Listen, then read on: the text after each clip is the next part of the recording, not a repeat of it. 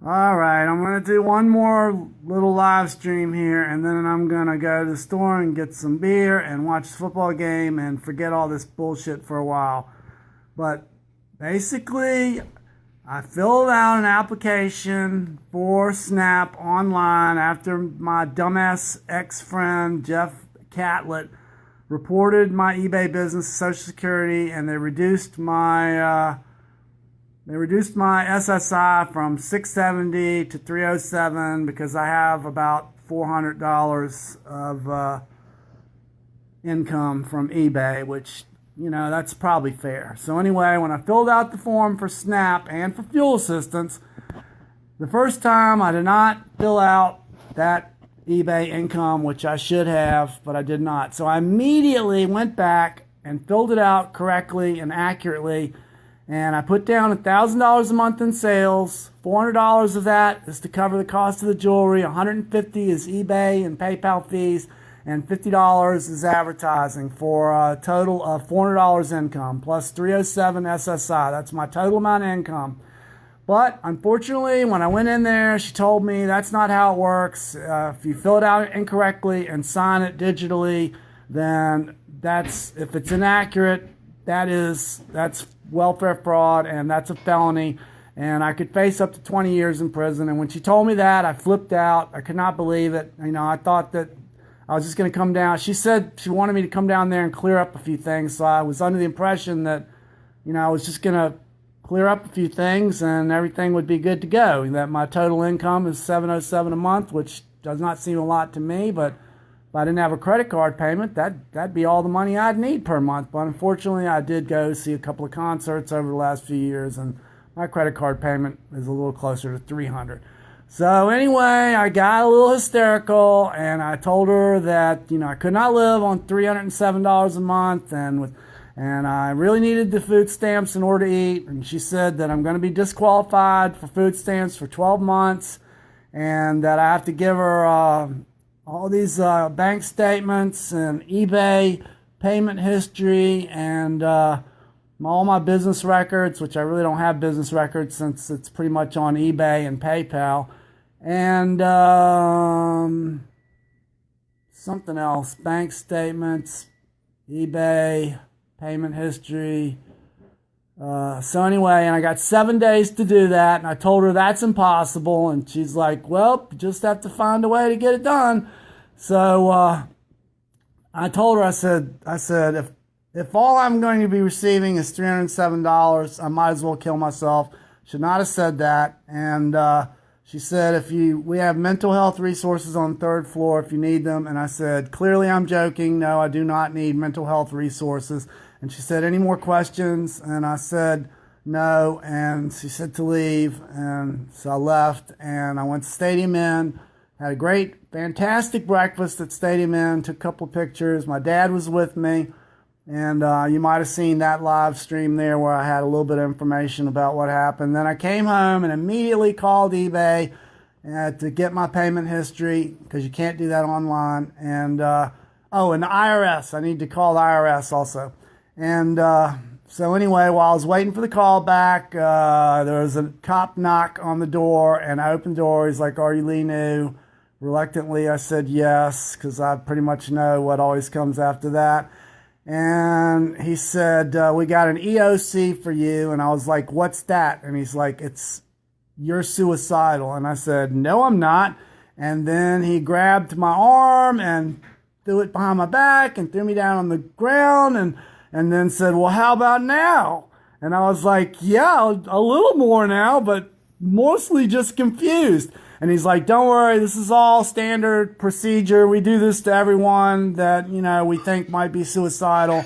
And I said, could I at least get my phone and lock my apartment? So he's like, can I come in your apartment while you do that? And I said, absolutely not. And he said, well, I got to come in because you might kill yourself. And I said, no, I'm not. Just want keys and phone. So we came in, got those two things, locked the door, put me in the back of the cop car, frisked me, took me to the ER. They took off the silver cuffs, and they put this thing around my waist with the metal ring on it, and then they had these black cuffs, And they didn't put them on nearly as tight, although I still have, well, I don't know if you can see, but I still have some marks on my arms from just, where the cuffs are resting on them. So I was there for 6 hours, and nurse came in and took vitals. They took blood tests, took urine tests to check for drugs, which pretty sure I'm not on any drugs, but I did have a couple glasses of wine Tuesday night, but she said, don't worry about that. And then the nurse came in and asked a bunch of questions, and then the mental health lady came in. No, then the doctor came in, asked a bunch of questions. Then the mental health lady came in. She's like, are you suicidal? No. Are you depressed? No. Have you ever been suicidal? No. Have you ever thought about harming yourself or others? No, no, no. Have you ever thought about how you would kill yourself? No. You ever thought about going to sleep and never waking up? Almost said yes to that, but I knew it was a trap. And I said no. And then they kept asking me all these questions over and over and over and over again. And I was like, in between each person was like at least an hour. So I was telling the cop, he knows, the cop knows my entire history now. He knows about Tina and knows about like my college girlfriend. He knows about me, all my 3 degrees and going to Rose Home Institute of Technology. He knows about me going to Rome and Montreal and the Bahamas and Los Angeles and Don the Dragon Wilson and meeting Alan Alda and Sean Lennon. And I did not tell him about Wynn much by name. I did not name her. And I did not name Gretchen either. And let's see. So anyway, I did talk that dude's ear off, but it turns out he's pretty cool, although he did have a couple of slightly gay Christian angel wing tattoos on the inside of his arms. But whatever, he's a good guy. I asked him, I was like, so what do you do for fun? He's like, I like shooting guns and hunting. I was like, cool, man, that's really cool. I said, maybe I can get some of that Hunters for the Hungry venison. He's like, yeah, we'll shoot up some deer for you. I'm like, great, because it doesn't look like I'm going to be getting snapped. They just told me I'm disqualified for 12 months for, not filling the form out correctly. I don't really think I'm going to be prosecuted for this because that's the exact same thing they told me at Social Security and ended up just reducing my payment from $670 to $307, which not happy about that, but it's probably fair.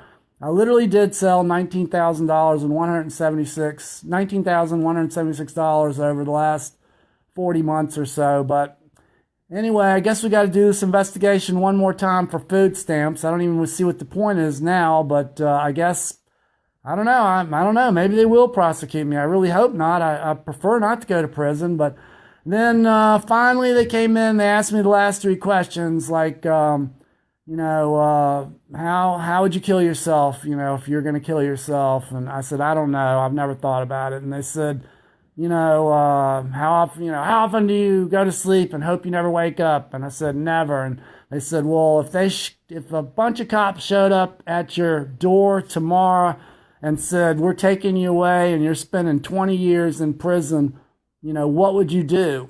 And I said, hello, Canada. So, I don't know. Who knows what's going to happen, but just, I guess on some deep level, I deserve this because I can't imagine why else it's happening. I wish people would please stop calling the police and telling them I'm doing stuff. That would be helpful, but whatever. I get it. You're miserable. I do not appear to be miserable. In fact, I'm not. I'm stupidly happy right now. I'd like to be stupidly drunk, and so that's what I'm going to work on next. And this is probably going on long enough, but I just thought I'd clear some shit up. Tomorrow I got to go back and talk to the mental health lady to see if I killed myself tonight, and then go talk to my regular doctor and see if he thinks I should kill myself. I'm hoping he says no, but he's a doctor. He knows best. So anyway, that's what happened. I feel fine now. Free the nipples! Yeah, free the nipples. All of you right now. Women too. All right, so anyway, over now, Lapis Lee from Lapslandia, and, this adventure continues.